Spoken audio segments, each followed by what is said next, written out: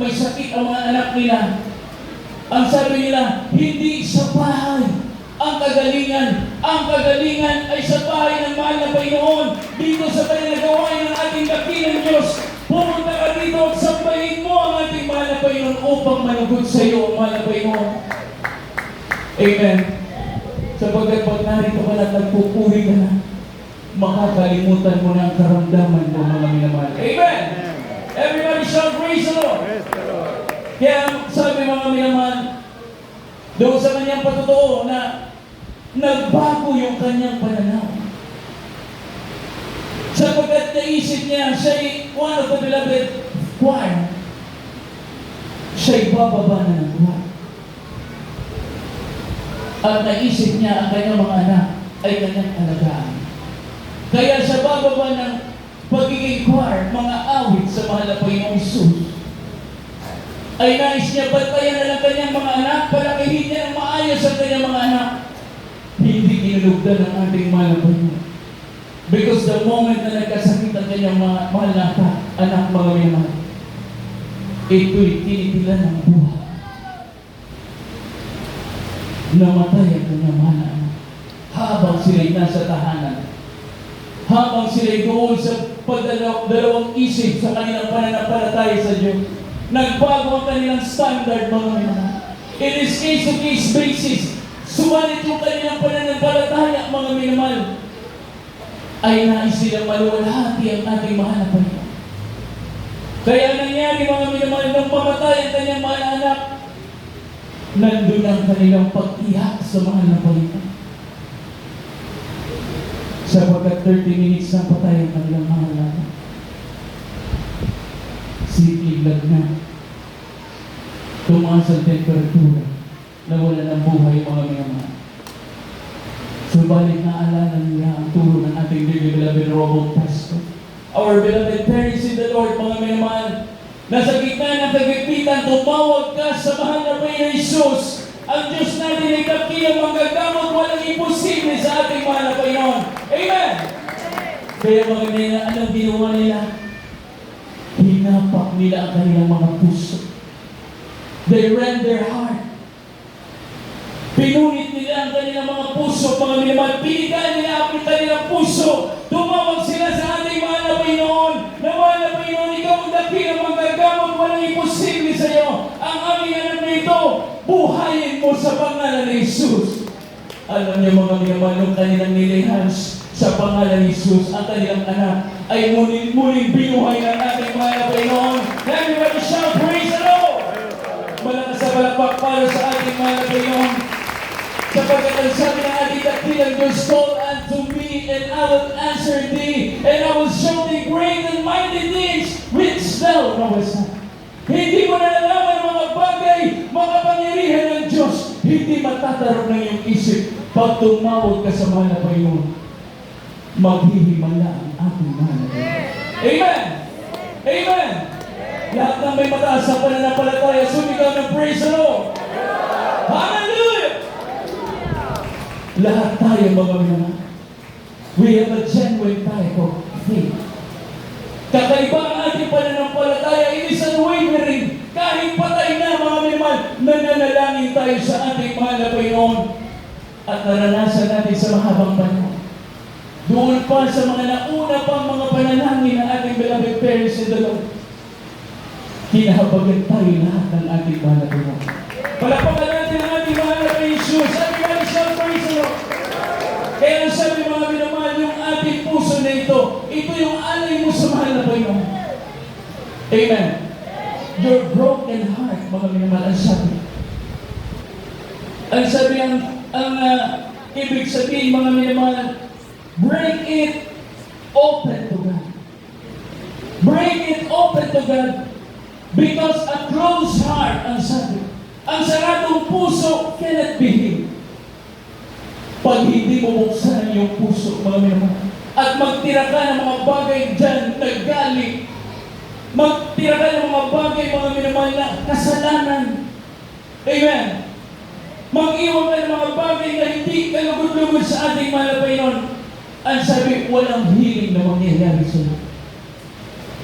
Mananatili kang depressed. Amen. At ang depresyon ay gawa ng kaaway. Amen. But a broken heart, ang sabi, a broken heart, God will restore. Amen. Palakpakan natin ang ating mahal na Jesus. Everybody shout praise the Lord. Basahin natin sumunod na talata. Ito ang ating hangin at alay sa Diyos. Psalms chapter 51, verse 7. Dito po sa Aklat ng mga Awit, Kapitulo 51, ang talata 17. Ang mga hain sa Diyos ay bagbag na loob, isang bagbag at may pagsisising puso. O Diyos ay hindi mo wawaling kabuluhan. Amen. Amen. Palakpakan natin ang ating mahal na Panginoon. Everybody shout praise the Lord. Ang mga hain sa Diyos ay bagbag na loob, isang bagbag at may pagsisising puso. The sacrifices of God are a broken spirit, a broken and contrite heart, mga minamahal. Amen. Yan ang ialay mo sa ating mahal na Panginoon. Kaya dito, Psalm chapter 45, verse 1. Dagdag po ng mga awit, Kapitulo 45, at talata 21. Ito po ang sinasabi. Ang aking puso ay nanagana sa isang mainam na bagay. Aking sinasalita ang mga bagay na aking ginagawa tungkol sa hain. Ang aking dila ay panulat ng biyasang mamumulat. Amen. Manunulat. Praise the Lord. Palakpakan natin ang ating mahal na Panginoon. My heart is inditing a good matter. I speak of the things which I have made touching the King. Yung nakakahipo sa puso ng mahal na Panginoon. My tongue is the pen of a ready writer. Ibig sabihin, mga minamahal, ang yung dila, ang sabi ni Haring David, mga minamahal, ang kanyang dila ay panulat ng biyasang manunulat. Amen. Sapagkat ang laman ng kanyang puso ay mabuting salita. Amen. Mabuting salita na pinupuri niya ang Diyos. Kaya nasulat niya yung Book of Psalms, mga minamahal. Mga mabubuting salita sa ating mahal na Panginoon na nakakahipo sa puso ng ating mahal na Panginoon. Everybody shout praise the Lord. Kaya the moment marunong ka magpatotoo, mga minamahal, ang mga patotoo mo ay hindi nasasana. Ang sabi, my tongue is a pen of a ready writer. Sa habang ikay nagpapatotoo, mga minamahal, sa haba ng panahon, gumaganda na gumaganda ang laman ng iyong patotoo.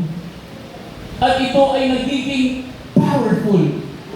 Ito'y nilalaman ng presensya ng ating mahal na Panginoon na kung saan, mga minamahal, kung saan ka man dalhin ang iyong paa, ipangaral mo ang salita ng ating mahal na Panginoon. Sabihin mo ang mabubuting balita, ang mabubuting pagpapala ng ating mahal na Panginoon, ang mga bagay na kapuri-puri sa ating mahal na Panginoon. Ito ang sampitin ng iyong mga lapi at ang iba ay pagpapalain, tatatagal ang kanilang pananampalataya sa ating mahal na Panginoon. Amen.